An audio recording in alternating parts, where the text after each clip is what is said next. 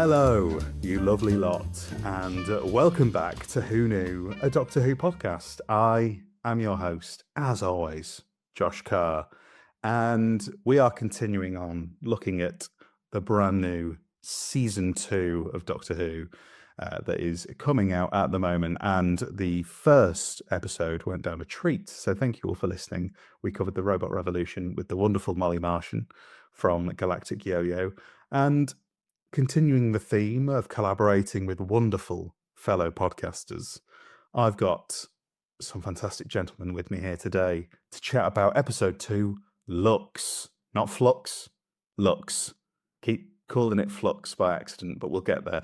And joining me to chat about Lux are a veritable Tom and Jerry, a Scooby-Doo and Shaggy, a Dick Dastardly and Muttley, and many other things that they've been called that I can't say live on air, I'm sure.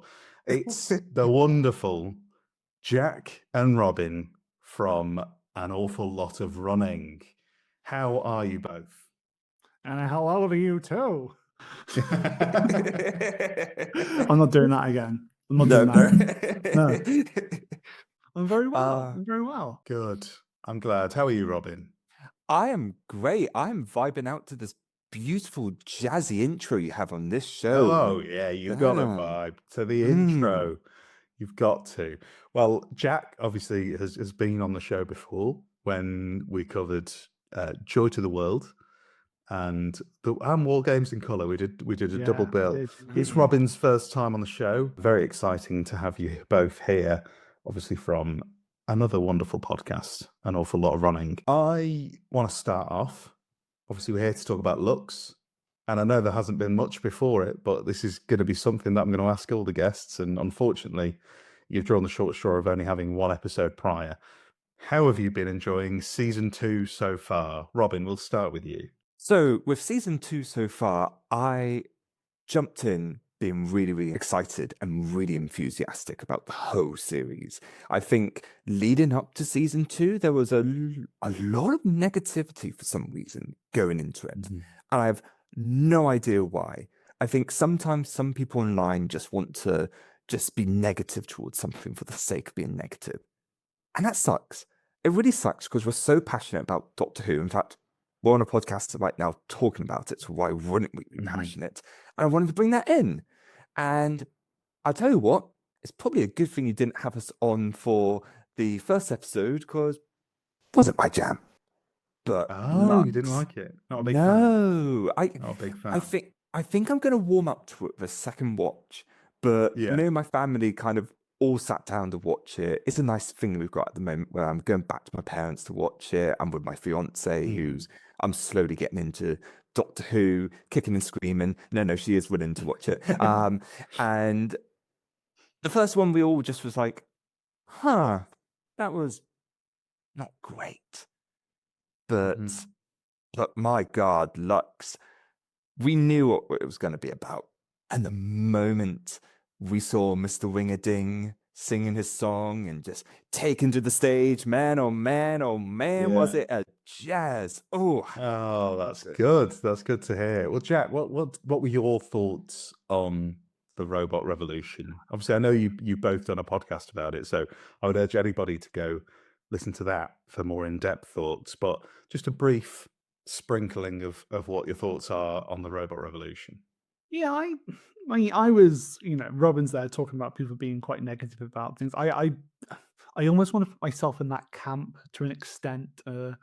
Morale was very low, We're in a couple of group chats and things. Morale was not where it should be for a new series of Doctor Who. Yeah, I mean, obviously we're in a group chat together as well, and obviously I mentioned it on the first episode that my hype levels sadly weren't where they usually would be. So I think we were very much in a similar camp in that we were just being grumpy old bastards, really, weren't we? Oh, absolutely, yeah. So we're into it, and my first watch of Robot Revolution, I was like, yeah, it's all right, yeah. And you can tell that on the podcast as well.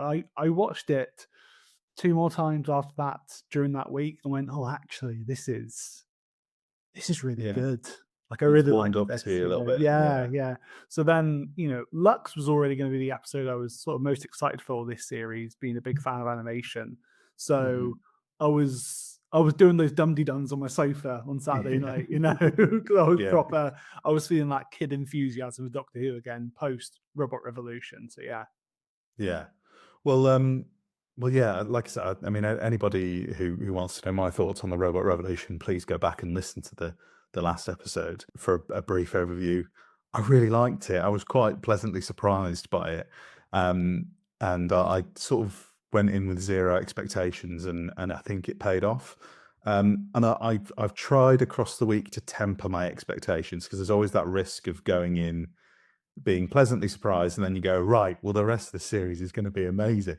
But I didn't want to do that.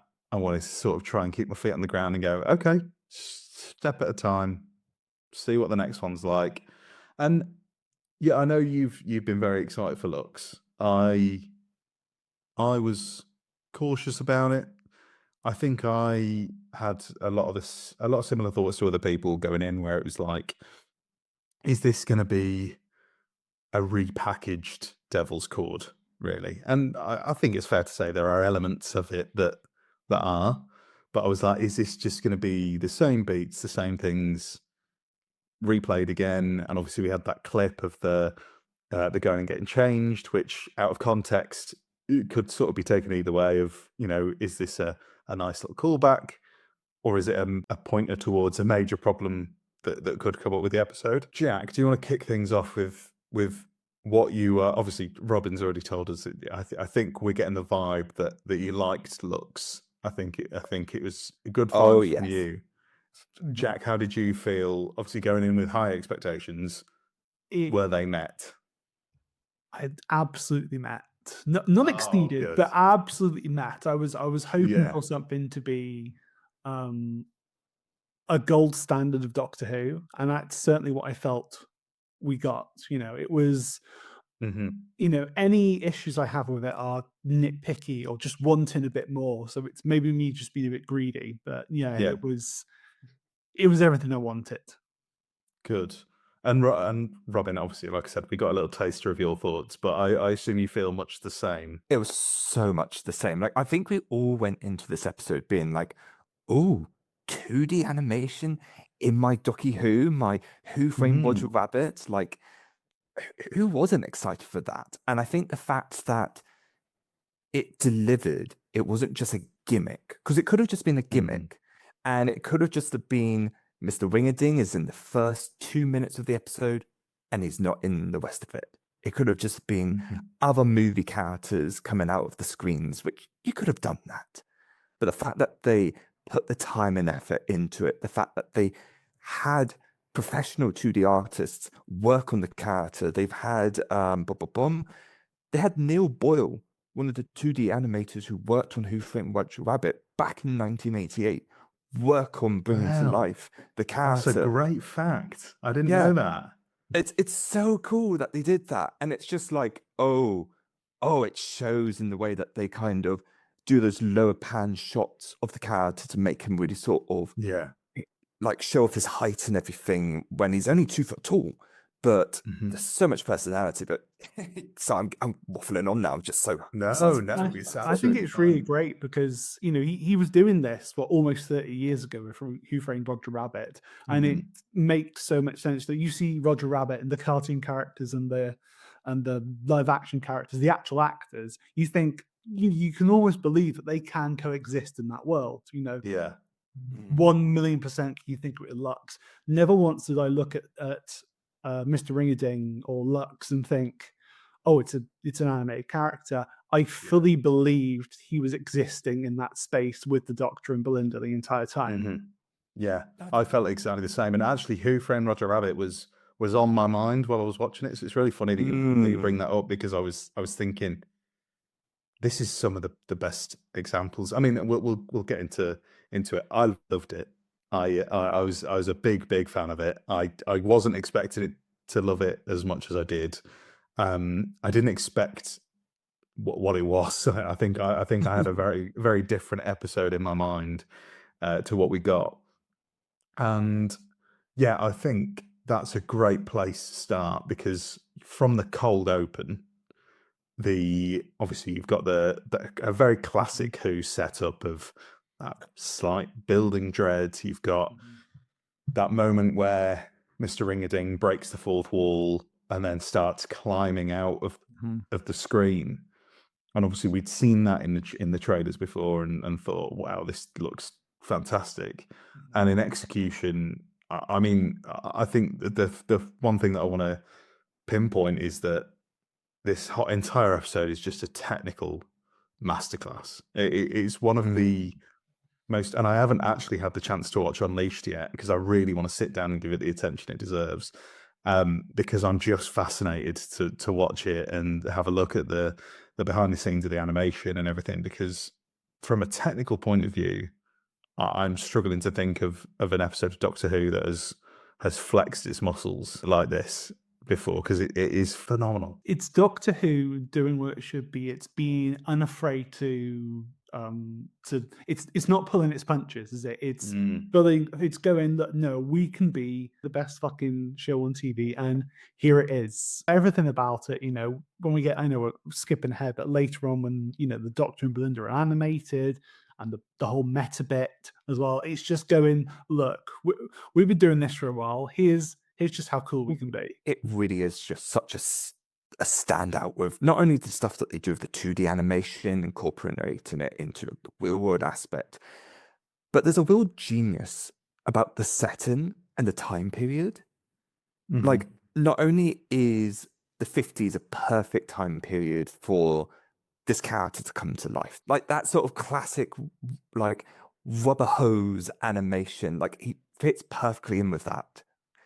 And another thing that's really great is because it's Miami as well, there's this American film quality to all the sets. You look at the diner, you look at the cinema itself, even though the actual like places, at least I know the cinema is, I don't know if the diner was. It's bloody enough. Sarah Jane's house is just up the road. It's usually Doctor Who, it's some building in Wales somewhere. Yeah.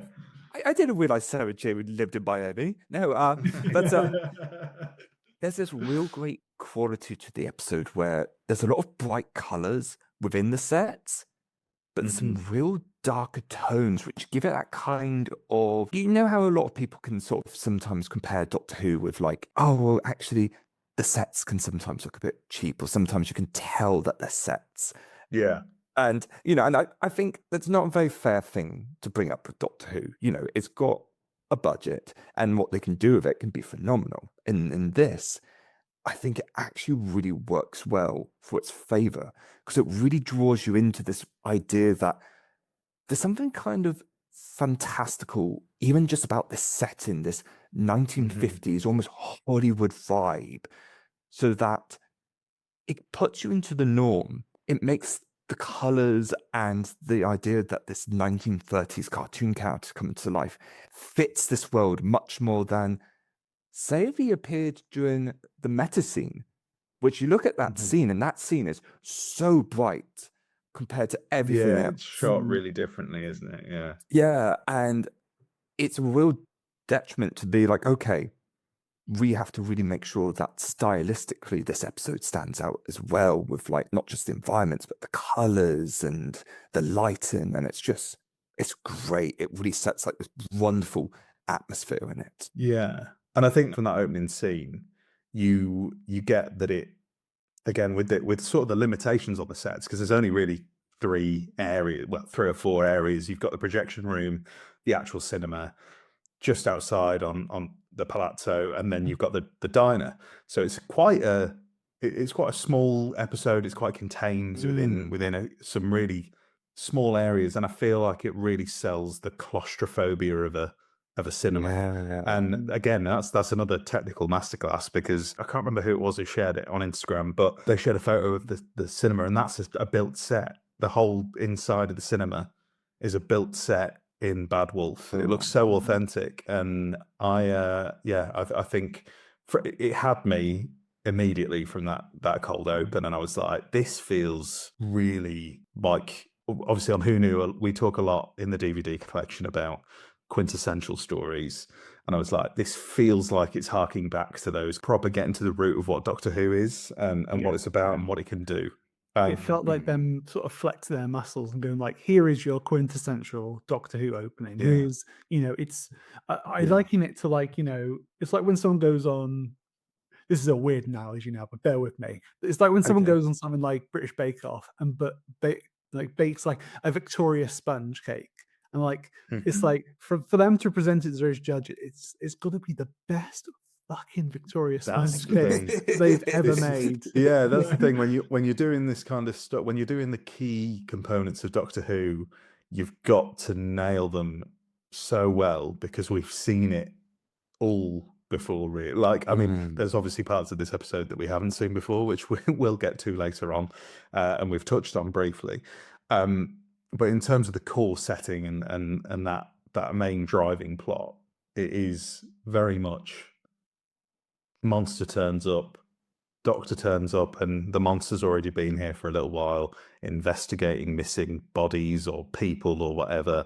And then around about the 15-minute mark, the monster and the Doctor meet. And then it's that staple sort of Scooby-Doo. It's Scooby-Doo, exactly. And obviously there's a few references to Scooby-Doo in this episode, which is fantastic. I mean, one thing that I will say, very cross with Mr. Murray Gold that we didn't get like a honky-tonk version of the theme tune, like an old animation style. That would have been beautiful. Got like we got a version of 15s, like in theme when the Doctor and Belinda. It's like an old cartoony sort of vibe. But I was expecting a full on. I thought because we got it in the Devil's Chord, but then I was like, I can't complain because I was like, try and separate yourself from the Devil's Chord, and then I'm asking it to do exactly what the Devil's Chord did. So I need to rein that in. Obviously, the intro scene is very interesting after the titles with the Doctor and Belinda and sort of that aftermath of the robot revolution where they can't get home to the 24th of May, I believe it is, 2025, and they're bouncing off it. And obviously the Doctor's working under the console and everything like that. I thought it was great because it's the kind of moment that I think, getting to delve a little bit deeper and that just have these moments between companion and Doctor where they're really getting to know each other was something that was missing a little bit for me in season 1. How did we feel about that? And did we notice a couple of strange things? Because I did, and I'm wondering if you two picked up on them as well. Oh, okay. I'm racking my brain about that now. Like, same actually. Yeah, like I mean, there's a few little things. I mean, obviously, there are a few people have brought it up, and I'm hesitant to get too deep into what's coming in the future, what's the story arc, because we're only on episode 2. We don't know. We've got a long way to go yet. Just a couple of strange tidbits, like Belinda says, about it being called Planet Time Lordia or something, and the Doctor says, well, it's called Gallifrey, and Belinda says something along the lines of, "Will get us home to Gallifrey," which I think is a weird way of wording it. I'm wondering whether is that just a funny wording, or is that a purposeful wording of maybe a slip of the tongue from Belinda? And there's a few things as well, like obviously the returning motif throughout this episode is "don't make me laugh," comes up over and over again. And one of the first things Belinda says about her dad is that obviously he thinks he's musical, he's awful, but he makes her laugh. And I thought, that feels intentional, but I don't know, maybe I'm literally just drawing connections to nothing. But, we've had a musical god and her mum's musical. We've had, her dad is awful. I mean, you two label yourselves as awful every week. That's the name of your podcast. But, I'm not accusing you of being part of the pantheon of Discord. But you never know. Could this be an example of little seeds that might make sense later down the line? Or could this be an example of maybe it's just a little bit of patchy, repetitive dialogue? It doesn't make much sense. What do we think about that? Am I being nonsensical here? No, Josh, you're the shit. Sorry. I think I am. No, I hope you are. I hope you are, because I'm really loving the dynamic the Doctor and Belinda have. And if it were, I don't know, she was revealed to be fucking Romana or like something like that, I'd just be like, Oh, really? I also wrote that down. I mean, I wrote all that down, and then I put, I'd hate that. I'm not putting this forward as a theory that I'd like, because I've really connected with Belinda in these first 2 episodes in a way that, sadly, I don't think I ever really did with Ruby Sunday. Despite loving Millie Gibson, and I think her performances are really, really good, I just think what was on the page didn't allow me to really have that connection that you get with a companion sometimes. So yeah, if it was a rug pull, and the first time in a while that I've felt like I've really believed a companion, and I've really connected with them, if that was then pulled out from under me, obviously maybe it would be impactful, but maybe not in the best way. You know what I mean? I think I'd be probably just a little bit gutted about that, because I don't want to lose the idea of Belinda, because I've finally connected with a companion in a way that I've not done for a very long time, I don't think. Yeah, I think I'm the same. I don't think I've really connected with a companion with Belinda probably since Bill, probably, Yeah, since maybe the season same 10, for me. I mean, And don't that's not a slight on any of the fam or on Ruby herself. I've liked them all, I have, but I've not really been like, oh, this feels like a real person traveling with the Doctor, or I've not been like, oh, this that's I'm fair. really ride or die for them. It's really lovely to hear your thoughts and everything, because I think Belinda is so great as well. I loved Ruby Sunday. Ruby Sunday is definitely up there as actually one of my favorite companions. I found her just so lovely and engaging in the fact that she was so brave in places as well. Like, she was, like, first of all, the one to stand up to, like, the snot monster, and she's like, no, we're going to face this thing, and and there's little qualities about that. And I really liked how, while the end of season 1 wasn't quite the delivery that we wanted, a lot of the episodes, whether they were intentional or not, reflected around her personality or interests, like her interest with music, with the Devil's Chord and the like. And I was like, oh, that's a really good way of sort of making the companion even more integral to the story. And I really like that we're continuing to get that with Belinda, with seeing her show off some of her medical knowledge within the very first episode of the Robot Revolution, and my fiance being a nurse herself. Like, she loved Martha's a queen, but like, to see like another nurse on the field, it's like, hell yeah, you know. And for her to take charge, she's so different to Ruby, and that's such a nice flip of a coin. She was not taking any of the Doctor's like nonsense in that first episode, and it is nice to see them just start to warm up for each other in this one. Yeah. And that was one of my major concerns going into this episode, was the dynamic between the Doctor and Belinda, is that I really loved. I think it was probably the key thing that drew me into the Robot Revolution, was, that dynamic was, they had nice moments, but it was a bit spiky. And we obviously had that scene at the end where she calls him out, and I was like, I whooped and cheered when I saw that, because I was like, I just waited for so long for the Doctor to really be challenged by a companion. I'd waited quite a while for that, and it was great to see. And I was worried that going into this, are we gradually going to revert to type? And obviously, there isn't much of a tension between them in this episode, which is absolutely fine. I don't want them at each other's necks every 5 seconds, because then you end up with like a fifth Doctor scenario where it's just a grumpy old TARDIS team, and they all hate each other, and they're all bickering. And we get choking Nicola Bryant saying, we know the fate of alien spies. Exactly. That's what we end up with. But it was nice that, again, she's still challenging him. It's not, I'll go along with everything you say, Doctor. There's a little bit of challenge there. There's a little bit of a different edge to that dynamic. And obviously, I was going to say as well, I've got a note from later on, just, again, the usage of her abilities as a nurse, her natural abilities as someone who is brave and stands up and isn't afraid to say what she thinks. Like, there's that lovely moment later on where she notices that Reggie must have a lighter because she saw nicotine on his fingers, or matches or whatever. And I thought that's a great little moment, because that's just, while we're from our point of view getting sort of the Doctor's Chekhov's guns, the things that he's clocking, where it's like, okay, that might come in handy later, that might be relevant later, that might come in. Sometimes you forget that there's a second person there who's also picking up on things that the Doctor might not. And that's great to get that little moment where it's like, oh yeah, she's paying attention as well. And she's got these abilities as well. It's not all on the Doctor.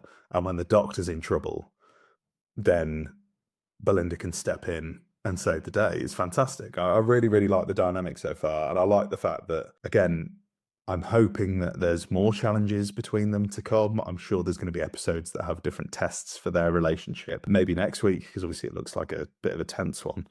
But I was happy with the continuation of the relationship. It's not, I was maybe expecting a little bit more spice, but, I think in that situation, her reactions to everything made perfect sense. So I'm happy with it. I'm absolutely happy with it. I think I kind of agree with you on that. I was expecting a bit more spice right after she gave the Doctor a bit of a telling off at the end of the last one. Yeah. But the fact is, when they arrive in Miami of all places in the 1950s, wearing those fabulous costumes, my God. Oh, they're gorgeous. So gorgeous, those costumes, yeah. Those costumes slay. But it's like she steps out, and even though she's getting the obvious plot hook of, hey, creepy abandoned cinema, let's check this out, with the creepy attendant inside, and she's like, nah, I just want to go back in the TARDIS. I want to go home. And the Doctor's just like, come on, take the plot hook, please. We're literally here. Yeah. It's like, you know what, that's fine. And I could believe her being less spicy when it's like, oh, I've literally got Who Framed Roger Rabbit in front of me. Where else am I going to get this? It's like, yeah. It's the intrigue. That's and I think that's absolutely fine, because the plot itself earns the intrigue, because it's got my interest. So why shouldn't it have Belinda's? Why shouldn't it draw her in? And obviously we get those scenes in the diner that sort of come next, and I want to pinpoint Shooty. I thought we were in agreement, Jack, when you were on for Joy to the World, that he was the best part of it. Yeah. And he was, while the story around him may have been flawed in places, we were in agreement that Shooty really was the shining light, and he felt a little bit more settled into that Doctor role, and maybe he was sort of flourishing a bit better without Ruby and having some different challenges to face. And then the robot revolution came along, and I thought, wow, he's such an electric presence, and he was just fantastic. And this might be my favorite Shooty performance yet. I am actually going to, I think it must be my favorite Shooty performance yet. Possibly close behind Boom, but no, I think it probably overtakes it, because I just think some of his line reads are really jazzed up in a way that only Shooty could. And I think that's what's been missing sometimes is just getting Shooty's individuality across. Like there's a couple of moments, like the two moments that stand out to me, and I'm wondering if these stood out to you as well, is obviously when they go into the diner and they're talking about segregation, and it's the moment where he says, I've toppled worlds while this one's still standing, I live in it and I shine. And his performance there is fantastic. But then also, I think that then maybe overshadows slightly the immediate scene following it, where he's at the table with the mother of one of the victims, and he's really listening, and he's really intently reacting to everything she's saying about how her son wanted to see the stars. And obviously there's that moment about the TARDIS bringing hope, and it felt like such a Moffat moment, like such a moment that you'd have seen in that era. It instantly. And the hope can change the world. Yeah. I'm intrigued what you two thought about Shooty's performance, because I thought this week he was stellar. Absolutely stellar. It's one of my favorite Doctor performances for a while. Definitely, yeah. I mean, just that line, like, I've toppled worlds. It feels like something McCoy would say in a, easy toppled worlds. And it's like, oh, there's, it's, and the way he performs it with such warmth is so weird, because you hear that and it should be, you think it should be, oh, this is I've toppled worlds, I'm the oncoming storm, and this, and this. But it's, no, the way he says it, it's it's so heartwarming. And then that scene, like you say, that when other doctors might be a bit more indifferent or a bit less human with how they play with their reactions, hearing about this story and wanting to see the stars and all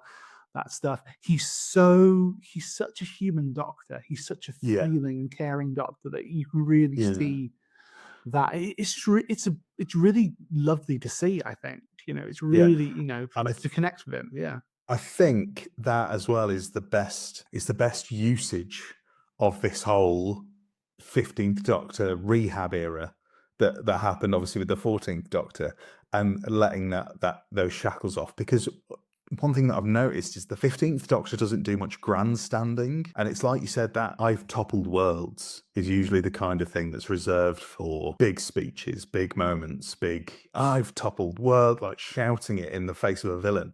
But he's so sincerely saying it to a companion in just such a conversational, nonchalant manner. And that's such a different way of playing that sort of line, because so many actors would look at a line like that and go, okay, I've really got to get my gravitas on for that. But Shooty knows that it doesn't need gravitas, it needs charm. It needs charm to believe this is just another day for the Doctor. And I loved it. I absolutely, and the hope can change the world as well line is, I've been looking, again, going to another Who Knew feature with the Corridor of Fame. I'm keeping my ear out for lines that could be inserted into that when I update the intro to include the 15th Doctor. That's a contender for me, because I loved that moment. I really, really loved it. There's been some really, really wonderful moments in this episode. I think the pacing of this episode, for one, is fantastic. I think the fact it only has like really kind of 3 major environments, I think is something that's really positive, because it helps keep a stronger focus for these episodes. And by doing that, we're able to just give this a little bit of breathing space. Like, we as an audience, we know what's happening at cinema, but to see Shooty just sort of just talk to this mother, spend some time with her. And the thing is, they do address the time period. They do address the segregation and just how horrible it is. And Shooty's like delivery of that, combined with like just Belinda's response to it as well. Like, she's appalled, of course. Like, who wouldn't be? But I think these lines that Shooty's been given, not only are they like just really great, strong lines, but I think they're really like showing off, like, again, those qualities about the Doctor that we love. This whole thing about him being like, oh, sometimes you have to be in the moment, you have to wait for them to sort of invite you to help and that sort of thing. And it was like, oh, that's really, really interesting, this take. And it was just, there's something about it being like 4 a.m. in the morning, cups of coffee in this empty diner, where just needing someone to talk to. And there was just something very melancholy about the scene, and him not being as like fully sort of bombastic and charming that we've seen him as, where he's been amazing, but just taking a moment for him to just be a bit more melancholy. It was just really lovely and very, I don't want to say noir, but that kind of sort of Hollywood movie type sort of scene, like in the diner. And that's just another sort of charm of this setting and this theme of this episode that I don't know if that was intentional, but I just love those little things. Yeah, he just absolutely thrives in this. And you get another moment I love, and it's just a tiny little thing that I picked up on. It's a great scene, and I think a few other people have said this is probably some of the best promotional material you could ever put out, is that scene, the one that got put out where the Doctor and Belinda first meet Mr. Ring-a-Ding. And it's incredible because it's flexing the muscles of the show and the technical masterclass that's on display, but also it's that dread, that weird dread of mixing something that, knowing something shouldn't be there, but at the moment it's not apparently harmful. And it's the Doctor's approach to that. Obviously, it goes back to like that Christopher Eccleston quote of, the Doctor doesn't see these creatures as evil until they prove themselves to be, and it's like it always approaching them with a bit of kindness. But you can see in Ncuti's eyes, I can only say it as like horror and confusion. And there's the moment where he's sort of crouched down next to Mr. Ring-a-Ding, and he's smiling. He glances up to Belinda, and his eyes are saying something completely different to the rest of his face. And it's almost a, what the fuck is this? Like, what are we doing? And that's so unsettling to us, because the Doctor is the person we trust in that scenario, and Belinda is trying to trust the Doctor, but the Doctor's given her looks like that and thinking, oh God, is he out of his depth? And speaking of depth, we then obviously lead into some fantastic displays of the 2D animation and the introduction of Reggie, and that's sort of your little segment in the middle. Again, because of the formula we're all familiar with, it's sort of the exposition moment, but I think it's really done well. And I think another example of the masterclass is that lovely scene with Reggie explaining about his wife, and rather than just telling us, we get that lovely flashback to when Reggie's dancing with his wife, and she's obviously all in black and white until they turn and sort of a shadow goes across and it goes into full color. It's such a simple thing that you could have gone overboard with. You know, Doctor Who's got this Disney money now, and it's good in terms of the budget. But I think, you know, sometimes you do lose that aspect of when you've got a smaller budget, you really have to find creative ways to make it look good, and that's what Doctor Who's always thrived with. And this is the first time where I've looked at the screen and I thought, there's the Disney budget, because it's being used in the same way the 10th of it would have been used, you know, 20 years ago, making this episode in 2008. They would have probably tried the same things, but it's just got that extra polish because you've got that breathing room of the extra budget. And I just really think this is the first time since the Disney takeover where I've gone, that everything on screen looks perfect. And that is just a real moment where it's such a simple effect. Obviously, not saying it's simple to execute, I couldn't fucking do it, but it's a simple, subtle effect. It's not going overboard, it's not going CGI heavy. It's just telling a beautiful story simply. So yeah, I think even the obligatory exposition moments. Obviously, we learn about Lux Imperator and being one of the pantheon of Discord, and we learn about Reggie and the film reels and blah blah blah blah blah. Even that shines because of the combination of how good it looks and how good the performances on the screen are as well. I don't know if you guys feel the same, but yeah, that's sort of how I felt about that obligatory 5-minute info dump that still felt really fun and really fresh and enjoyable. Yeah, totally. It was. I mean, it was so touching. It's like you say, it's so obligatory. We get it in every sort of one of these Doctor Who episodes, but for them to do it in that way and it to be so heartfelt with, number one, just the idea itself that, you know, Reggie's lost his wife, and, you know, Lux or Mr. Ring-a-Ding brings her back.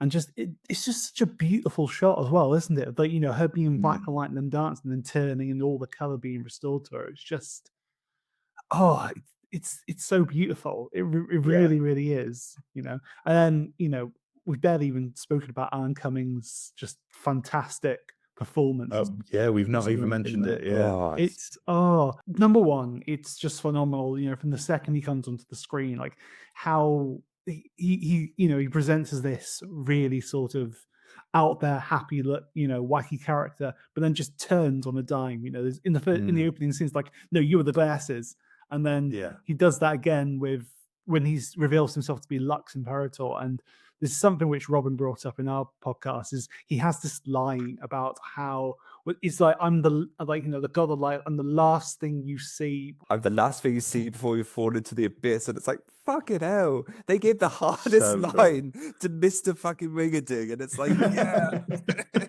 Yeah.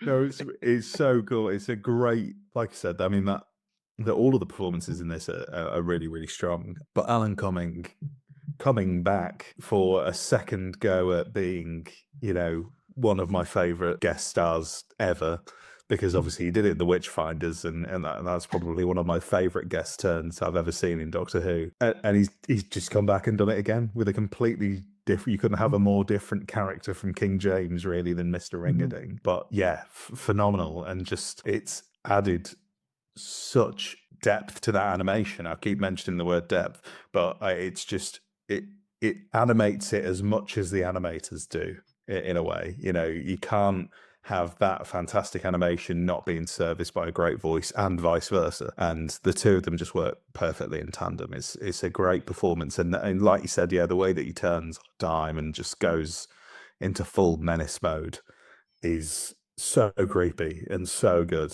I really, really loved it. It's totally off topic, and I'm going on a tangent. Did you know Russell offered him the role of the Doctor once, and he turned it down? So we could have had Alan Cumming as the Doctor. I'd heard that. Yeah, he was in the running for 9, I believe, wasn't it? So, yeah. You know, the big reboot. I mean, imagine that. But then, you know, we wouldn't have had King James. Maybe we'd have had David Tennant or Christopher Eccleston's King James and Mr. Ring-a-Ding to enjoy instead. Oh, wow. I'm Mr. Ring-a-Ding. I'm the oncoming storm. I hope the world turns around and shits on you. Yeah, I mean, I've mentioned the word depth. I'm gonna touch on a great scene, which, if I'm honest, again, there's much more animation in this than I expected there to be, because I thought, is this going to be matching it with the Devil's Chord, because it's obviously going to draw comparisons? Is this going to be like a Beatles situation where all of the promo for the episode is pushing the Beatles, but they're not really that present in the actual story itself? And I was like, is that going? Have we seen most of the animation that we're going to see? But we really hadn't. We'd seen glimpses, but that animated sequence, obviously, where the Doctor and Belinda get sort of sucked into the film and they become animated, looks gorgeous. First of all, again, like the animated versions of them, and you'll see very similar animated versions of us three on the graphic for Who Knew. How beautiful. Amazing work by Star, your wonderful producer over at An Awful Lot of Running, your editor and all-round wizard. Yes, absolutely, yes. So yeah. The pod wouldn't work like it does now without her. She has elevated it to a level which we couldn't have done before. Thank you, Star, for Scooby-Dooing me up, because I loved it. I absolutely loved it when you sent that over. Yeah, I loved that scene because I really, really liked. There's an element of it that didn't work for me. The element that did work, I loved the playing with the words adding depth, and the idea that a 2D character has less depth as a character, and the more depth you have, you become more three-dimensional.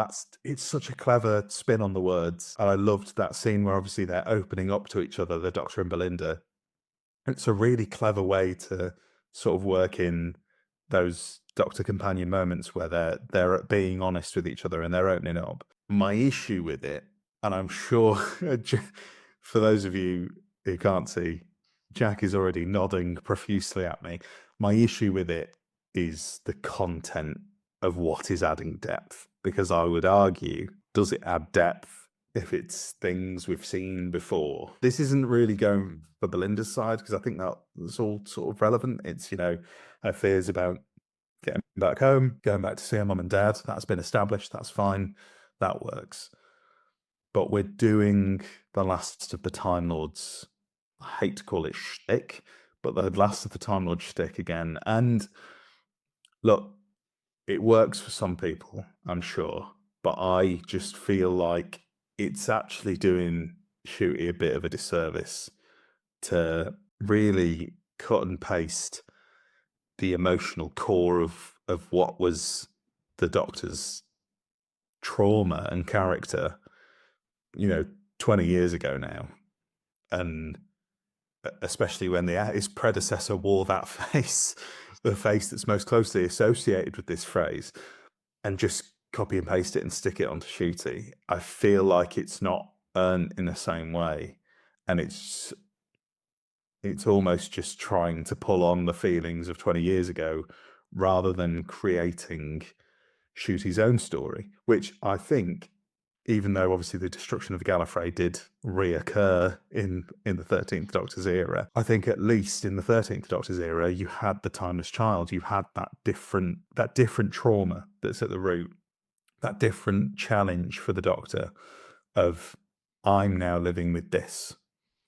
But I feel like this is going backwards slightly, and I'm intrigued, as obviously I think I know what you think, Jack. I just think it's doing the rerun. It means that this scene that could be phenomenal, because it could be really meta in terms of the adding depth. I really like that aspect. But if it had a bit more bite and it had Ncuti saying something new, something, that feels unique to the 15th Doctor and unique to his experience, especially after this rehab thing, that would be lovely.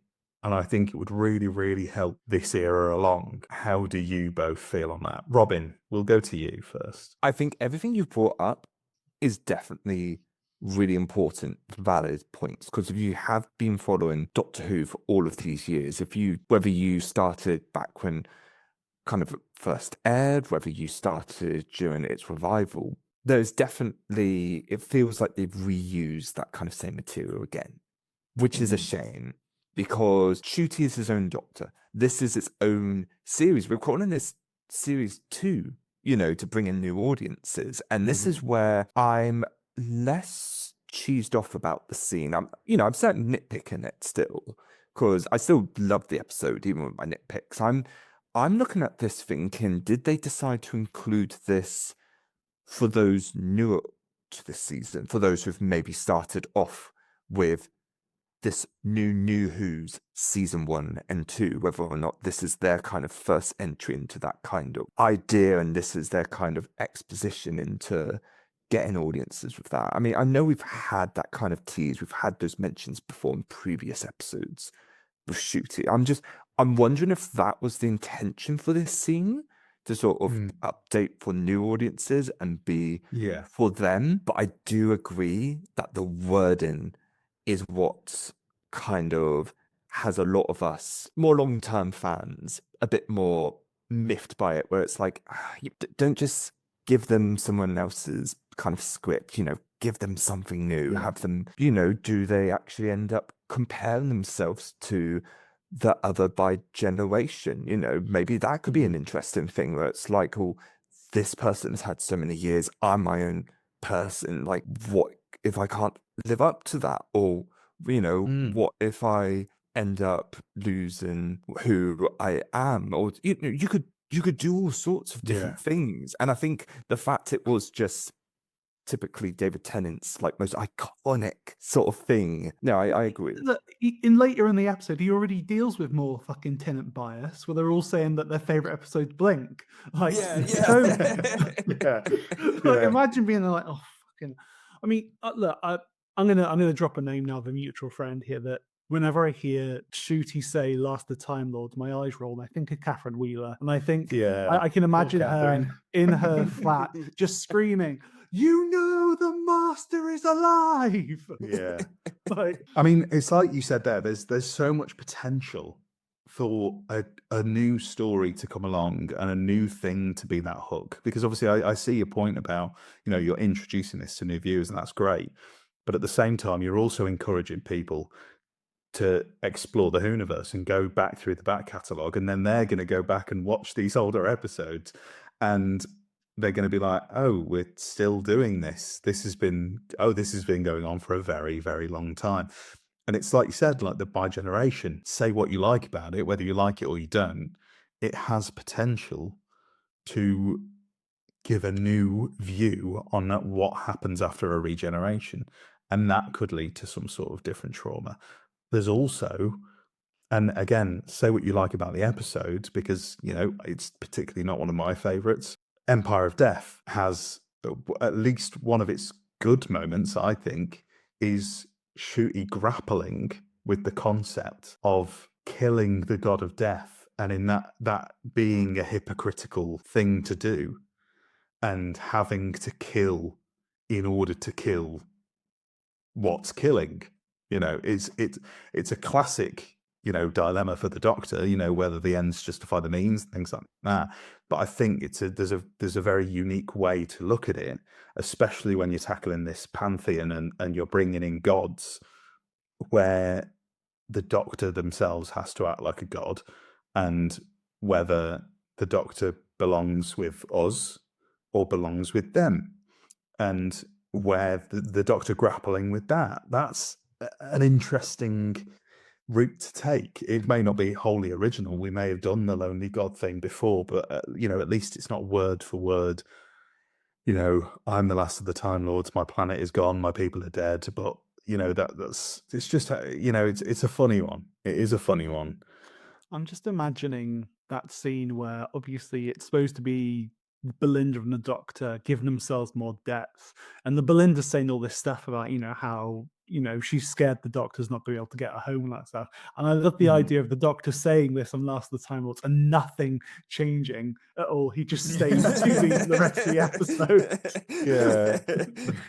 Oh, I already had that depth. Yeah, that's already there. So maybe I need to pick at something else. I mean, it's like I said. I mean, the idea of that, even that idea, is similar to Heaven Sent, where that it stops the monster when the Doctor reveals things about themselves, and it's a great plot device to get the Doctor to admit to these things. But if the Doctor's admitting to something that we've all heard a million times before, it just takes that edge off it. And this, I don't want this to sound like a negative, a massive negative of the episode, because I still really, really enjoyed it, and it is very much more a general point of the whole era so far, to be honest, than just nitpicking this episode. Because this in isolation, I'm sure I could have overlooked, but it's we keep rerunning the same things, and that's just my personal preference. I'd like to see something a little bit different for Ncuti's sake, to match his performance, really. Something that really allows him to stand on his own 2 feet and go, I'm the 15th Doctor, this is my story. And then obviously we're led into this great sequence of, trying to escape from the film, trying to escape from the frame. We get that really cool fake out moment where Ncuti really gets to flex as 15, where obviously it touches on the racist undertones of the era, but you can see from minute one Ncuti is blasé about the entire thing, and is that's the wrong uniform, which is such a Doctor Who fan response, to nitpick the continuity of an episode. And then to lead very neatly on, the Doctor literally breaks the fourth wall by pushing the glass of the screen and steps into the living room of Doctor Who fans. I mean, a big moment, a wild moment. It's bonkers. It's a bit mad. Is it a bit too far? I honestly don't know. Did I enjoy it? Yeah, I really enjoyed it. I can't say that I didn't. I mean, I know Sam Gingle, who is working on my fan audio series, which is very exciting, and he's a big advocate for the Doctor Who going the meta route and this breaking the fourth wall, and I have been led down that path by Sam very gladly. I mean, it could be a moment that we look back on and go, maybe this jumped ahead a bit too far, and maybe this is going to be a bit regretful in the future. But in the moment, I enjoyed it. I mean, what were your reactions, Robin? What was your reaction when you saw that moment? Because mine was multiple profanities. For me, I think I just sucked up all the air into my lungs and just sort of paused, just being like, I've loved this episode so far. I do not want this to be too meta that it kills things, because that's what I was prepared for. I was prepared for it to be too meta, and at first I went to instant defense, no, don't do this. I'm loving this episode. Don't do anything to mess this up. But actually, as they go along with it, they start to explain things. And then by the end of it being like, oh, actually, this is just another illusion.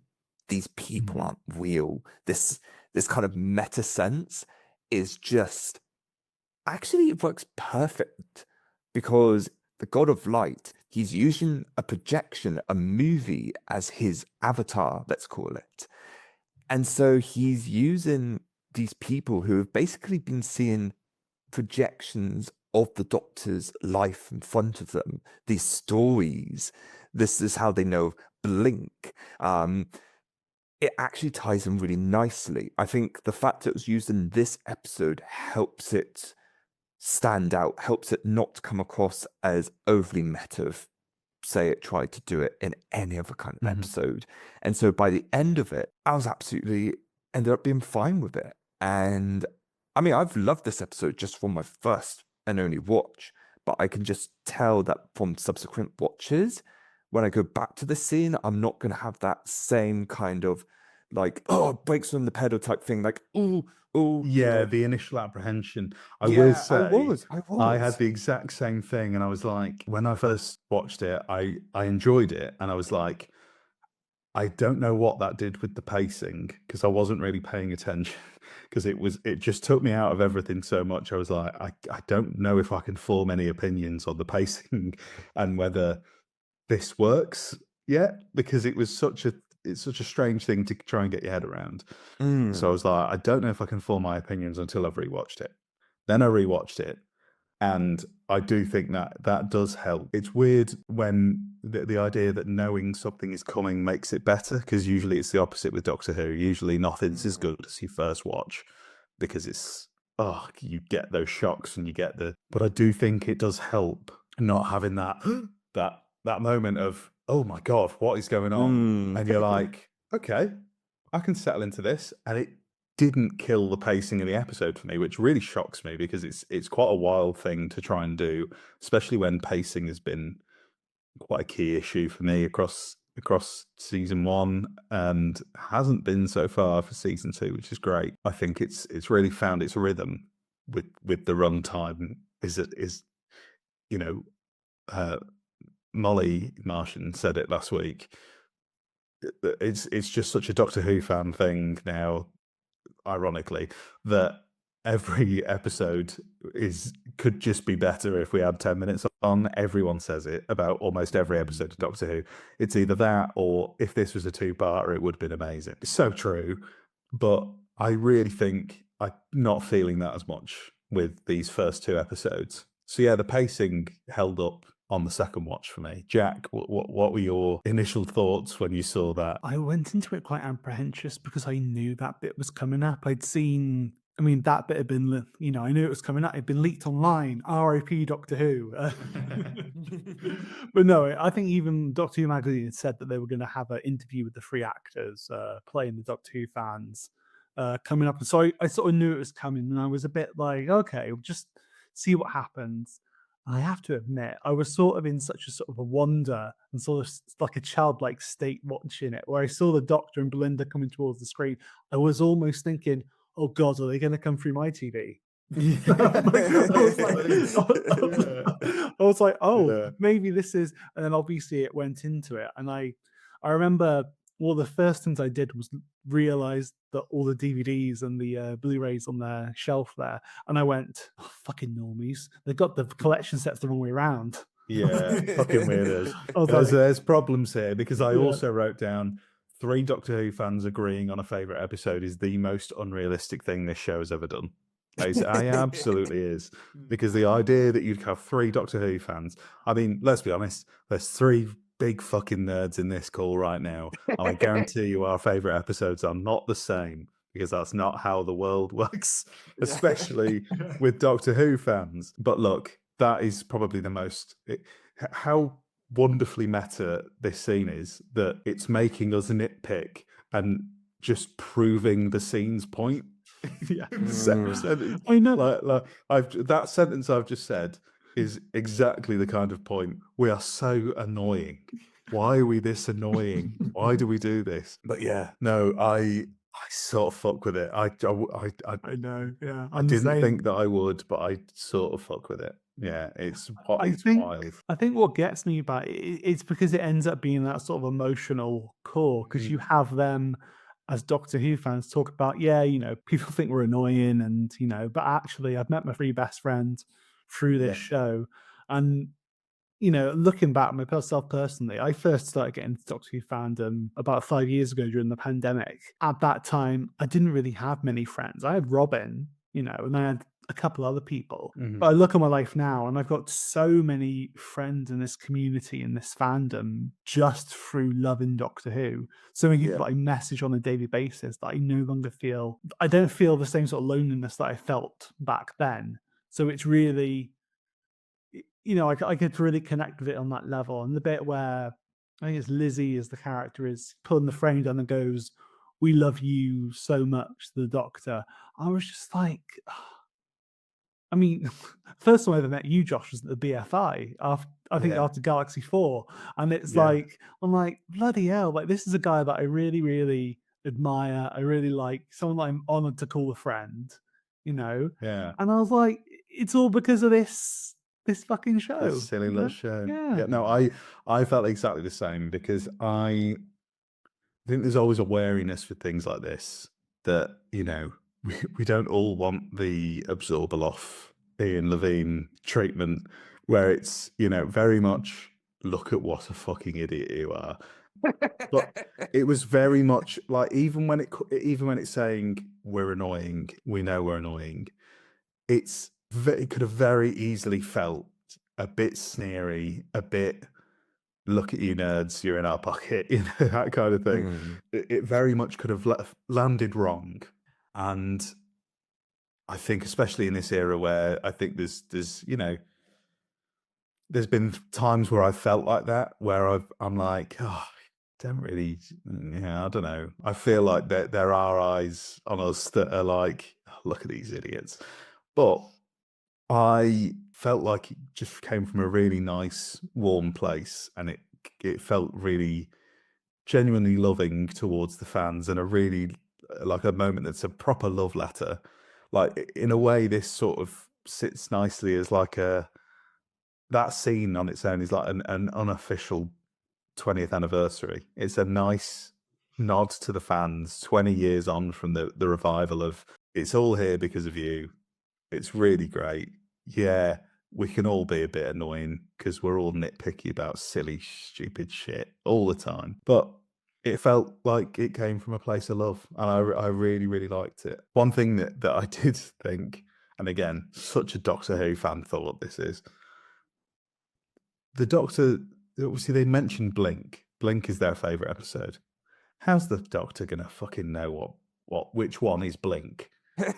So, but that makes me think, if the Doctor immediately recognises it, this is my theory. Do the episode titles come from the Doctor? Yeah, they do. They They do. must do. I think the Doctor's got journals and recordings and a filing system, like all of us. The Doctor's got a notes app full of rankings of his favourite adventures. There is, and he's given them all there's names. something in the EU that I remember seeing this. I think I might even spoke about it on the podcast one time, where they are the one coming up with the names for these episodes. I love that. I love that. I love that the idea that I could meet the Doctor could burst through my screen, and I could say, the twin dilemma, and the Doctor goes, I remember that one. That's great. That's beautiful. That's a beautiful, beautiful thing. I love the idea that they could have said an episode to him and he could have been like absolutely horrified. They're like, Heaven Sent. He's like, what, the one where I punched the wall for 4.5 billion years? Like, thanks for enjoying my trauma. I think you could have. You could have a lot of fun with that. I'm very much expecting a lot of fun to be had with that by James Goss in the Target novelisation, because he's going to have a field day with a scene like that, especially after his version of The Giggle and Scratch Man. I mean, the perfect person to give an episode like this, because I'd love a few extra lines if the Doctor, like, I'm hardly in that one. You're meant to love me. I'm not in that one that much. I'm in it for 5 minutes. I love the idea that we'll eventually get the Target novelisation of Lux, and you'll just sort of get to the middle of the book and it just turns to like a comic when they get sucked inside of the projection. That would just be it.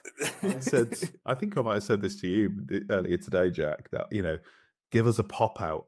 Give us Mr. Ring-a-Ding's hands as a pop-up book, climbing out of the book. I love the way that James Goss plays with the concept of a book in the Giggle one, and I'm really excited to read it. It's now probably one of my most anticipated Doctor Who releases of the year.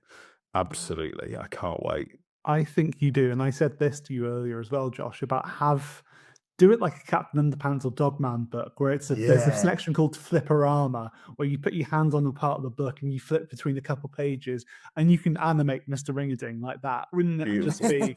How amazing would that be? So good. Now we're coming.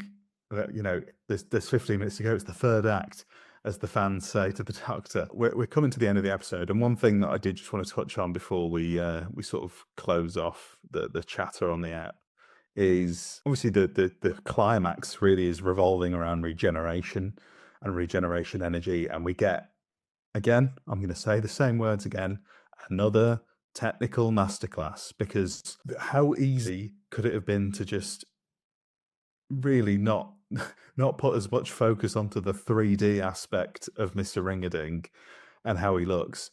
But it's incredible, because at first he looks like a fully beautifully rendered 3D version of himself, but as the regeneration energy keeps flowing in, I saw someone describe it as looking like those horrible moments in SpongeBob episodes where it like zooms in on his face, and he's disgusting. He's massive and 3D, but it's beautifully animated and it's so well done. Even like there's the split, there's the moment after sort of the regeneration energy cuts and he's transforming back into 2D. I'm mind blown by how it's done, and I can't believe it when I'm looking at it. But yeah, and obviously that gives Belinda the chance to sort of take the reins and take a bit of agency, and also gives Reggie that sacrifice moment, which feels earned. It feels really well earned because of the backstory we went into earlier. What I wanted to touch on is the regeneration side of things. There's been a lot of focus on regeneration, hasn't there? Yeah. We've had the reminder of 2 hearts twice. We've had the regeneration energy, the fixing, the healing of the hand, which happened just before Matt Smith regenerated, sort of the same amount of episodes away from Matt Smith's regeneration. And then obviously just seeing the energy for me feels like a warning sign. I'm like, when I see the energy, I'm like, this is a Chekhov's gun, and it's inevitably going to go off, because obviously the Doctor's got to regenerate at some point. But I have to ask the question, and it's a sad one, and I did ask Molly this as well.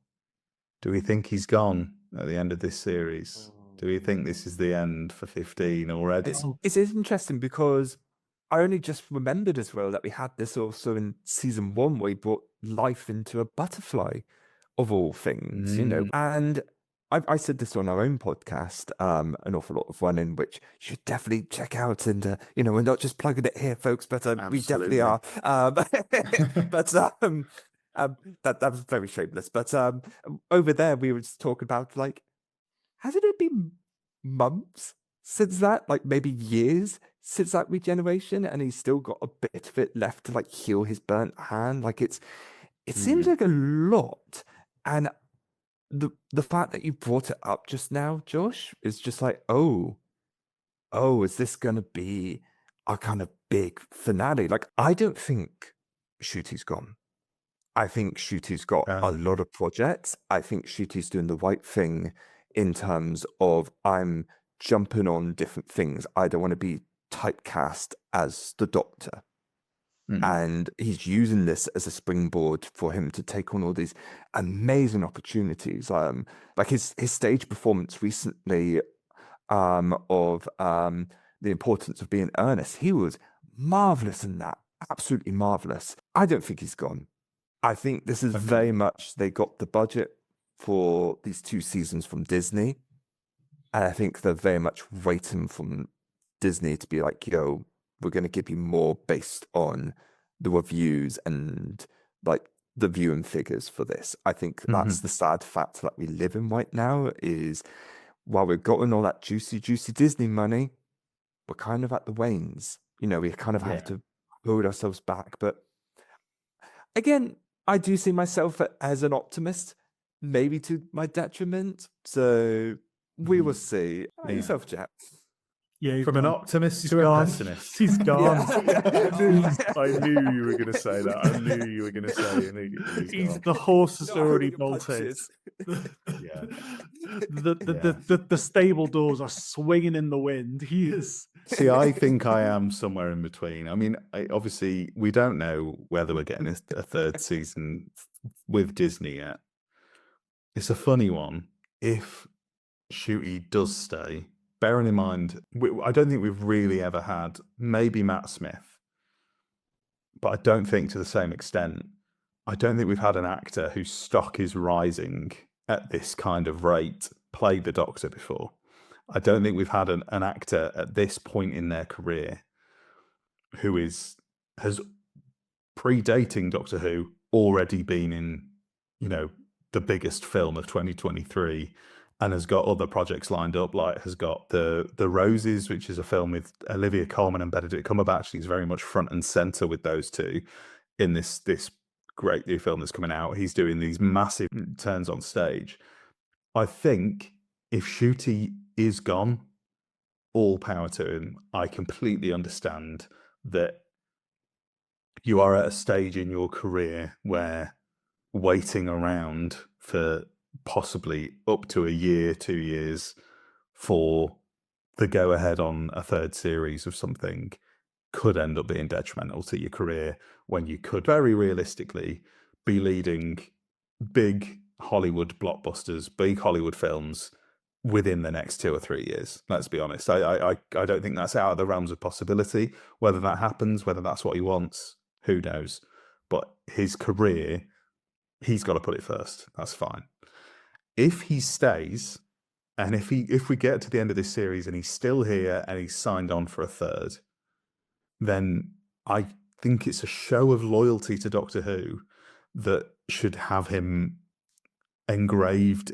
Obviously, he will be anyway because he's the Doctor, but we should be eternally grateful for that kind of loyalty from somebody who just so clearly from his interviews, and his interviews before the series did make me think, maybe he's not gone, because I genuinely believe, you get that love of the show from him and how much the show means to him and how much of a help it was to him, like coming out of lockdowns and things like that when he was struggling.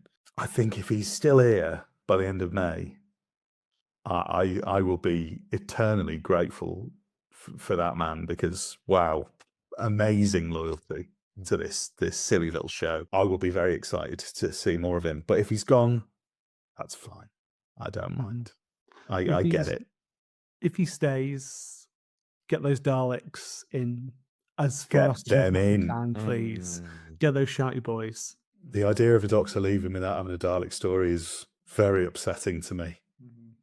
Very, very upsetting. And I will see, because we have no idea. But that sort of brings us to the end of the episode, chat. I mean, we have the really cool sequence, another really quite spacey sort of psychedelic sequence where, like we had last week with the touching of the two certificates, and then we went into this weird darkness and flashing versions of the characters, and then we've got Lux floating off into space and tipping his hat as he fades into the stars. It's really beautiful imagery. Yeah, I mean, I don't know what else I can say about this episode. I really, really had a great time with it. It's, is it my favorite episode of all time?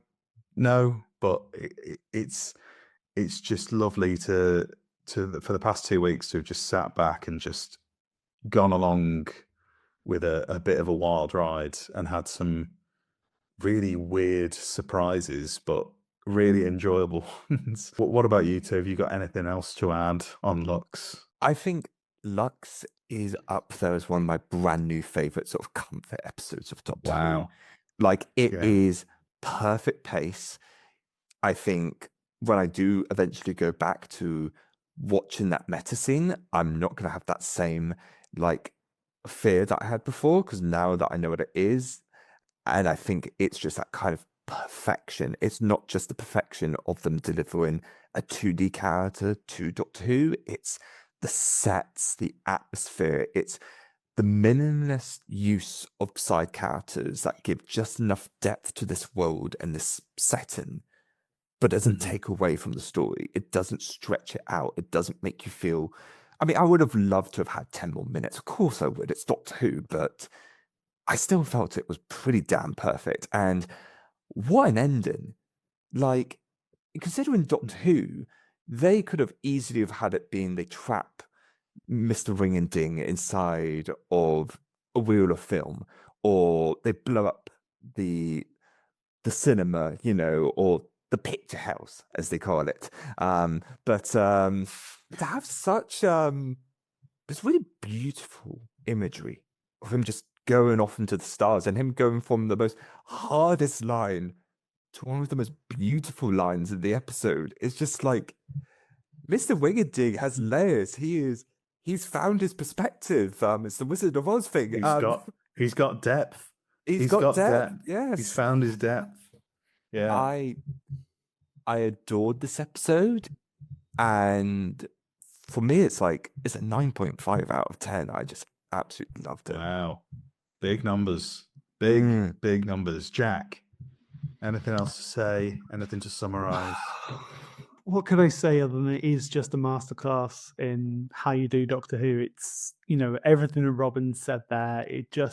It's one of my favorite episodes of Doctor Who going forward. It really is. I think it's up there. I think it's absolutely wonderful, down to the sets, the guest stars, the performances. It's just, again, to use that term again, it's quintessential Doctor Who. Yeah, it's fantastic.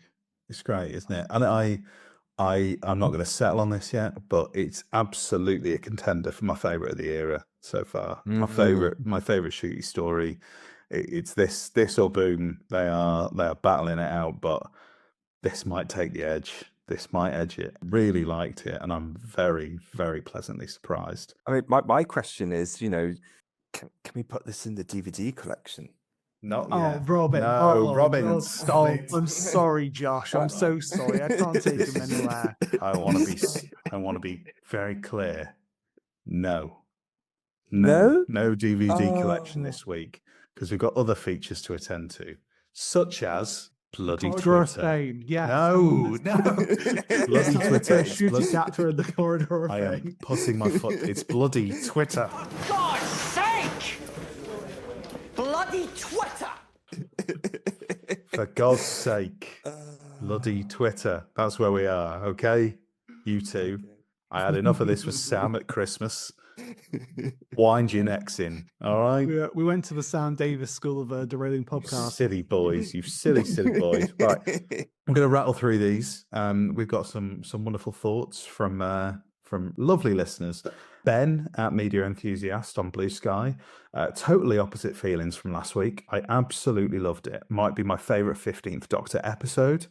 Paced perfectly. It felt like old school RTD. Really well directed, super creative, and Lux/Mr. Ring-a-Ding was an amazing foe. The animators deserve all the flowers. I'm overjoyed. I think that very much lines up with a lot of what we were saying, so that's great. Thomas Beach at TPD Beach on Twitter said, Lux was highly anticipated for me, and it really delivered. Love the setting, the soundtrack. Mr. Ring-a-Ding was wonderful. The meta exploration irked me at first, but on rewatches, it softened for me. I felt the 44-minute pacing was well suited to the story. Blast this word count. There's a lot to say. It's why we've gone on longer than I thought we would. But yeah, blast the word count indeed. But yeah, no, I think we very much agree. And obviously, it's funny that Thomas had a similar experience with the meta stuff, maybe being a bit jolting and jarring at first, and then you sort of settle into it on the rewatches. It's nice. A question from dear friend of the show, Philip Hawkins at Culture Filter on Blue Sky said, what do you guys think of the idea that given the references to RIP Doctor Who hashtag and the show ending on the 24th of May in the meta bit, that creating uncertainty of the show's future was deliberate by the production team to tie into the story arc of this season? Firstly, I will answer and say, it's a nice idea. It's cope, guys. It's not real. I wish it was. I mean, maybe to an extent. I think maybe there's a bit of playing with it, but not to the point of they're going to shut down production of Doctor Who for the sake of the story arc. We are very much still in the realms of, we don't know if series 3 is going to happen with Disney. We don't really know. I think the uncertainty of the show is maybe an unfortunate or maybe fortunate parallel that people can think this way. But these were also written like 3 or 4 years ago in some cases. I don't think that is the case. I think they're obviously playing with the meta side of things a little bit, with Mrs. Flood saying the show's going to end, the series end, and blah, blah, blah. Not to that extent. That's where I stand. What about you two? No, I completely agree with that. Yeah, I think it's just one of those things where, maybe there's an element of it with Russell just because he doesn't shut up. Yeah. But no, I wouldn't. I love the idea and I love Phil, but I'm not going to put much stock in that personally. Yeah. All right. It would have been genius marketing if that was the case. But even me, the optimist of the three of us, I'm like, no. That's just absolute bollocks. No, it's wishful thinking, but I will say it's a genius idea. Like if that was ever really the case, very cool. I mean, maybe not cool in the sense of shutting production down when the British TV industry is on its knees already and people need the work, but the idea of playing with it a little bit. I think maybe there is an element of maybe retroactively leaning into it. And I think if you're going to do that, fuck it, go for it. Why not? I don't know whether that's the right thing to do. Maybe you're playing with fire a little bit there, but we'll see. We'll see. But I highly, highly doubt that this is the case. And another friend of the show, just to finish us off, Jude at _pig in tea break on Twitter, has said, love the concepts, big fan of the meta scene, felt the pacing was a bit off, wish it had another 10 minutes. We knew it was coming. And every Doctor Who fan says it. And he's also said, I say this every week, Belinda and 15 work so well together and Cumming was great. Jude. Phrasing. Loves the scene of Mr. Ring growing massive. Again, Jude. Phrasing. 8 out of 10. So solid. I mean, love all round, I believe. And it's been very positive these past 2 weeks. So it's good to see. It's good to see. Like I said, I went in very cautiously optimistic. Maybe not optimistic, just cautious. But now I'm cautiously optimistic. I'm loving the series so far, and I hope it continues. And I think that's everything. So I think it's time to have a little bit of fun. Let's break more than the fourth wall. Let's break the spirits of these two young men with our wonderful feature that is Quiz Chibnall. Welcome, boys, to the arena. Jack, you know it well, because at Christmas you won Quiz Chibnall against the formidable Sam Davis. But unfortunately, a lot has changed around here since then, and the Quiz Chibnall crown was ripped away from you by Chris Chibnall himself in an honorary fashion. And despite Molly Martian's best efforts last week, it has yet to be taken from him. So, look, if you can win this, there's a lot on the line. You are reclaiming your crown, but we have a new contender in the ring in Mr. Robin Fowle. I am very intrigued to see how you perform here, Robin, against a proven winner of Quiz Chibnall. I believe possibly the first person to ever return to Quiz Chibnall for a second go, because most of them just run off scared. So the way this is going to work, it's a simple game of categories. I'm going to give you a category. Jack knows this very well. We're going to go back and forth There are 22 possible answers to this. So basically, Jack, I think we'll let Robin go first. I think that's only fair. Robin can go first, and we'll go back and forth between Robin and Jack as they give answers. So, Robin, the category is... This is hard. I am very sorry. Oh, no. Okay. Episodes of Doctor Who that have been broadcast over Easter weekends. So I'm looking for the name of a story. Obviously, with Classic, an individual episode will probably have been broadcast, but I'm looking for the name of the whole story, not the individual episode. I would say that it's a fairly even split. There's maybe a couple extra that are classic. There's surprisingly a lot more than I thought, but there are 22 Doctor Who stories that have aired on Easter weekends. Can you believe? Okay, I've got a couple in my head already. Okay, so hit me. Okay. You hit me with one, and then we'll bounce over to Jack and see if he's got a response. Okay. Planet of Death. Are we accepting that? I'm accepting it, Jack. We're being kind. Give it to him. Planet of the Dead. We've got to be. Okay. We've got to be the meta fans. Planet of the Dead. I will give you it, Robin. That's fair. Planet of the Dead. One of the Easter specials is correct. Jack. Robin, I love you, buddy, but get fucked. It's Legend of the Sea Devils. The other Easter special. There we go. We've ticked off the 2 official Easter specials, but there are 20 more stories that were broadcast over Easter weekends. Robin, do you have one? Well, first of all, Jack, I love you, buddy, but fuck you. I've got to beat you at this. Lux. I'm Lux is correct. I'm taking the easy one, you know. Give me something. Bearing in mind that I'm pretty sure the last time we played this, both Jack and Sam did not mention Joy to the World as an answer when it wasn't a relevant answer. So, well done. You've got that. You're in the bag. Jack. Okay. I believe New Earth. New Earth is correct. So we're very New Who focused, and maybe for a reason. Oh, okay. The thing is, the next thing I'm going to say is going to be so out there, and I have no confidence in myself whether or not it is true. So much so that you can tell that I'm just biding for time right now by just living on right now. And I'm putting my hands in front of the screen to make sure you know that I am not trying to go for my phone or anything, because I'm like, I am not cheating at this. Okay. Enough buying for time now. I need your answer. These delaying tactics don't work on me, Robin. Arachnids in London? Okay. I'm going to say it's wrong. No. If you meant arachnids in the UK, that's also wrong, so it's fine.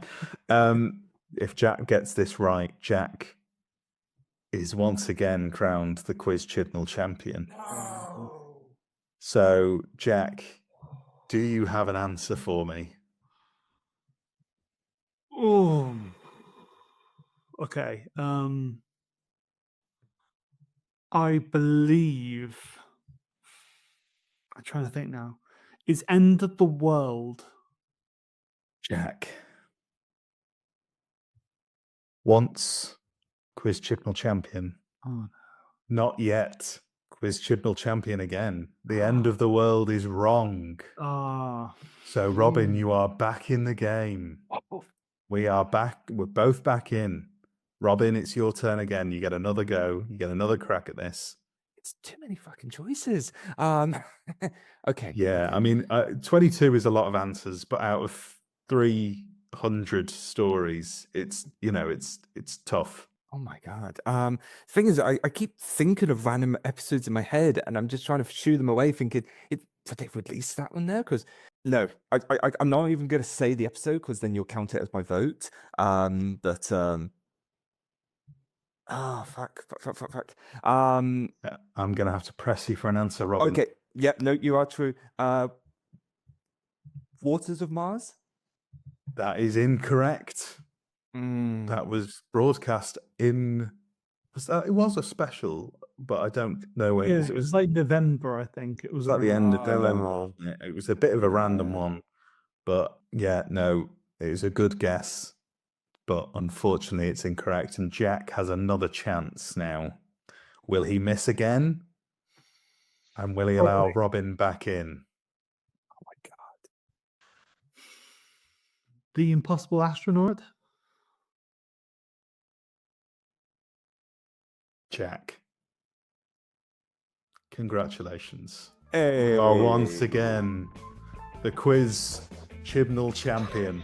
An Impossible Astronaut is correct, and I will run you through the rest of the answers. First of all, Classic is just... they loved a bit of Easter Doctor Who in Classic because Marco Polo, the Crusade, the Celestial Toymaker, the Macroterra, Fury from the Deep, the Space Pirates, the Ambassadors of Death, Colony in Space, the Sea Devils, Planet of the Daleks, Monster of Peladon, and Genesis of the Daleks all aired across Easter weekend. And then on to New Who. I was wondering, I mean, Jack, I think you eventually got there with the fact that Doctor Who often started around Easter weekend. So you had Rose was broadcast on Easter weekend. Oh, really? And then obviously, as you said, New Earth changed up for Series 3. It's actually the Shakespeare Code. Then the 11th Hour, the Bells of St. John as well, and the Pilot. So all like, pretty much mostly series openers, other than the Shakespeare Code. So, Robin, I will say, you gave a very good game there, because it was a tough round. I mean, the other one that I could have given you was Doctor Who episodes that contain the letter X, and you know, I think I very much, but I think I chose the harder of the two, to be honest. Well, I would say at least there, you know, you're on the hunt for something. Air dates is a very niche Doctor Who thing for fans. You know, you either know them or you don't, and you did a very, very good job, Robin. A worthy runner-up in Quiz Chibnall Arena. The kind words. I'm clearly no match for Jack, who has been much longer in this game than I have. Look, Jack. I mean, as someone who now is really on a pedestal with Chris Chibnall, who is the honorary forever champion of Quiz Chibnall, but you've won it twice. What that means is you now have a target on your head for the rest of this series, because every episode of this podcast for this series will be playing Quiz Chibnall, and people will be gunning. And obviously, there you won it with only 3 answers. So I think if anybody gets more than 3, your crown is once again stripped from you, and you'll have to come back and fight another day. But anytime. Yeah. Well, you bring me, you bring Chris Chibnall. We'll have a great time. You're going to take anyone on. You're going to take anybody on. Well, I'm going to give you both. That sadly brings us to the end of the episode, but I'm going to give you both the floor. I don't know which one of you wants to tackle this, but I'm going to give you the floor to plug whatever you want to plug and promote your wonderful podcast as well, because that's one of the main reasons why I brought you on here. So yeah, no. So we run we co-run the podcast, an awful lot of running. We do that with our wonderful editor Star, who genuinely we wouldn't be able to produce such a great show without her at this point now. We have many different shows under that umbrella. We have the regular podcast, which is just us reviewing episodes or talk about different topics. We have Battles and Fandom, which Josh has appeared on a couple of times, where it's in dramatic fashion, I must add. Doctor Who debates, which we will be bringing back this year after a little break. We also have Dimensions and Daleks, which is our Doctor Who equivalent to something like Critical Role, which is a D&D show but based around Doctor Who, and it's a lot of fun. Robin is our DM there, our God of Chance, and I play a Silurian in a bellhop costume. So it's a lot of fun. Beautiful. It is fantastic fun. And I'm not just saying that because I'm the dramatic dungeon master to the stories of Dimensions and Daleks, but it's because we have the enigmatic Jack, the wonderful Star, and the very cheeky Dred Davis himself all in it, causing absolute chaos in the best way possible. Lovely. Oh, I was actually just going to be very cheeky and also plug the fact not only do we do the podcast, which is amazing, and the editing work of Star makes it happen. Thank you, Star, and Jack, best co-host a guy could ask for. I'm actually going to take a moment just to plug the fact that I am a bit of a writer myself, and for those of you who are ever interested in new forms of writing, those of you who are big fans of sci-fi and adventure, you can find my first book, The Last Human by Robin Fowle, available on Amazon. Beautiful. I still need to read it. I'm very, very excited to dive in. But yeah, that's very, very exciting. And I will include all of the links, everything to do the podcast, all of the different strands and Robin's wonderful book will all be linked below. I have a fan series coming out as well, Doctor Who fan series from Siren Productions, Doctor Who Red Star White, which there'll be stuff coming this year for that. So yes, very, very excited for that. Very excited from everything that I've heard so far. And yeah, it's been absolutely wonderful having you both on. I have been your host, Josh Carr. You have been listening to Who Knew, a Doctor Who podcast. You can find us wherever you get your podcasts and on YouTube. We'll be having new episodes every single week throughout Series 2, covering every single episode. And I'll have special guests like Jack and Robin here every single week, with more Quiz Chibnall, more chatter. It's going to be very exciting. Some wonderful people coming up, and I can reveal here, it'll be Miles and Ben from Knowing Who, another new guest and a returning guest coming onto the show next week as we discuss The Well. So very excited for that. And you can find us on all of your socials at Who Knew Podcast or Who Knew DW Pod on Twitter, Instagram. That'll all be linked below. I'm not going to go through them all individually. You can also email the show at whoknewdwpod@gmail.com. And it's been an absolute joy having you both on. Thank you, Jack, and thank you, Robin. Thank you so much. It's been an absolute joy, and you've been absolutely fabulous. Thank you. Lovely. And thank you all for listening. I'm Mr. Ring-a-Ding, and everybody who listens, you make my heart bells sing. Is that the lyrics? I don't know. I can't remember. Thanks for listening to Who Knew, a Doctor Who podcast. You can find us wherever you get your pods and on YouTube. Please give us a like, share, subscribe, and a review if you can. It really helps us out. Massive thanks to Oliver Chenery for the Corridor of Fame intro and the Sononauts for lending their cover of the Doctor Who theme to be the theme for the podcast. Who Knew is a New Kid Media production.